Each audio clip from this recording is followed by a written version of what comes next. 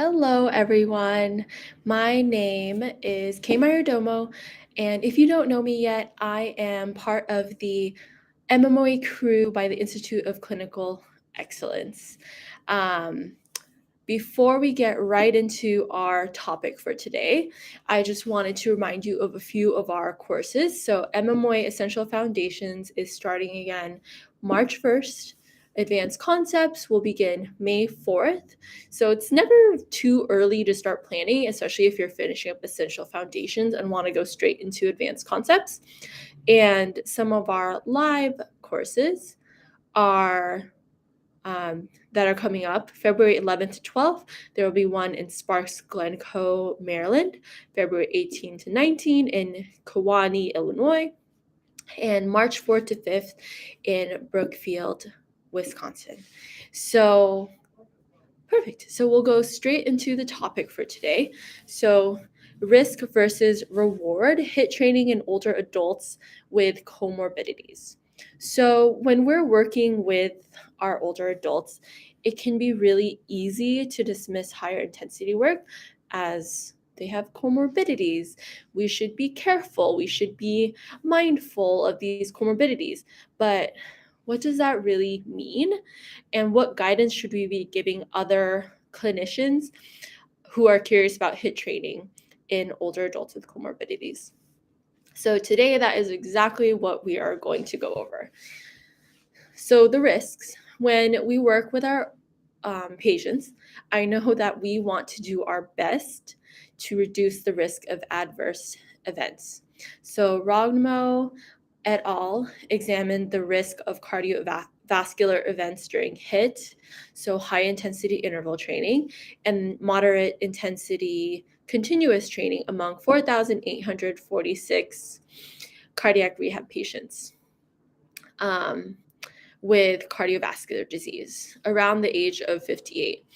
These authors reported just one fatal cardiac arrest during moderate intensity continuous training and 2 non-fatal cardiac arrests during HIIT training.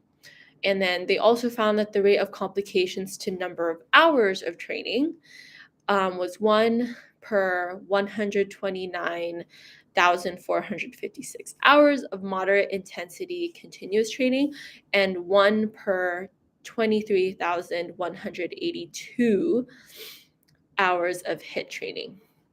Of course, in this study that they did a pre-exercise evaluation, they definitely recognized that the relative and absolute indications for avoiding and terminating exercises, as well as taking into account special considerations for older cardiovascular disease patients who may present with various comorbidities attributing to aging, like frailty, sarcopenia, balance, cognitive decline. So from that research, we can see that the chances of something like a cardiac arrest is relatively low, even with patients who are undergoing cardiac rehab. And although the risk of not implementing is pretty much, well, we just don't see improvements in blood pressure. We don't see improvements in respiratory health. We don't see improvements in resting heart rate. So the patient either stays the same with their comorbidities, or it could even continue to get worse. And as healthcare providers who promote health, and we are technically considered movement experts, shouldn't we be at the forefront of figuring out how we can improve these patients' health outcomes? Not just reduce pain, because if we don't, who will?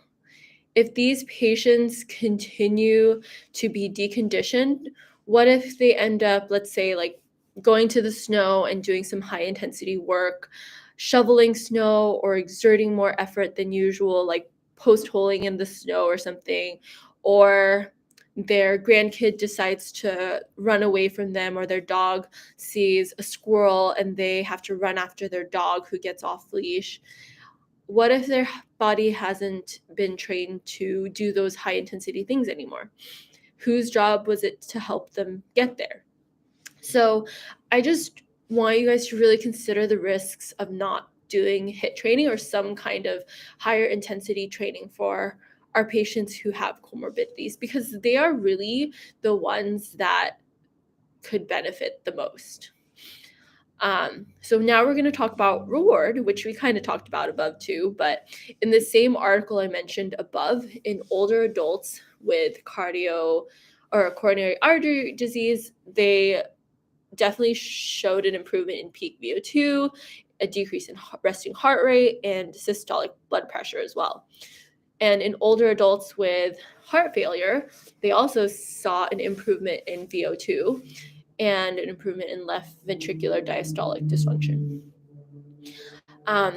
If you're still not convinced, there's another study by Blackwell et al. In 2021 that took men and women with comorbidities and had them go through HIIT sessions lasting 16.5 minutes 3 times a week for a total of 12 sessions, so total of 4 weeks. They used a cycle ergometer of a 2-minute warm-up and then 5 1-minute exertions at 100 to 115 of their max load in watts in between 90 seconds of unloading cycles and ending with a 2-minute recovery period.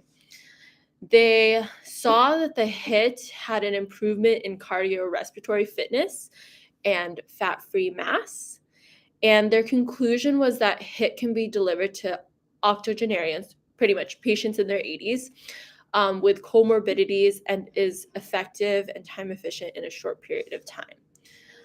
If you're worried about your older adult patients who have very low exercise capacity, you can always start with shorter bouts of high intensity sandwiched in between lower intensities to start to ramp up their capacity. We have to remember these changes don't happen overnight, but they do happen. And when we talk to our patients about doing HIIT, we want to make sure we're really giving them what to expect. They should know what to expect, that it should feel hard in however many seconds you give them, but they'll have periods in between of less intensity. So pretty much what I'm trying to get at is, of course, we need to be mindful of yellow and red flags to exercise, making sure to monitor whether your patient is having an appropriate response to exercise and gathering their RPE, which in the Blackwell study, they had patients working at an RPE below 8 out of 10 to monitor the intensity. And the thing with RPE that it varies between everyone. Like, you could be working at an RP of 8 out of 10 and really sprinting at a really high wattage, and your patient could also be at a similar RPE but be at a much lower wattage, or even vice versa. So RPE is a really great way to gauge intensity. And if you just don't feel comfortable starting your patient with a high RPE, you could have them go through something like a more moderate intensity continuous training.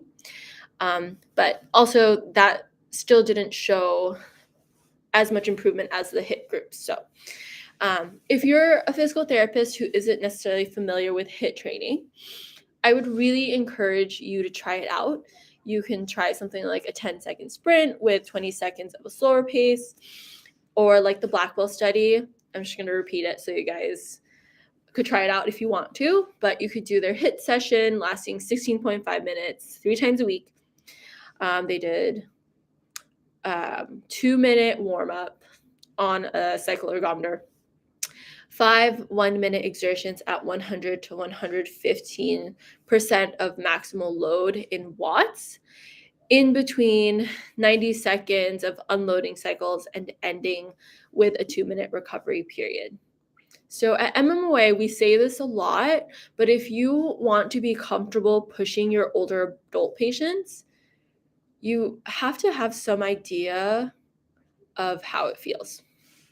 So in the last couple of minutes, you've heard it for yourself. There's a significant difference in improvement in patients with cardiac issues and comorbidities when they go through HIIT training. I just don't think we should sleep on it. If the data is really showing that HIIT can improve things like VO2, blood pressure, resting heart rate, which could in turn increase a patient's ability to continue to perform exercises and reduce comorbidities that can contribute to poor health. What are we waiting for? We don't want to do a disservice to our patients who are appropriate for this type of intervention. That's all I have for you. So if you are interested in reading the articles I mentioned more fully, I'll link them below in the comments. Have a great day, everyone.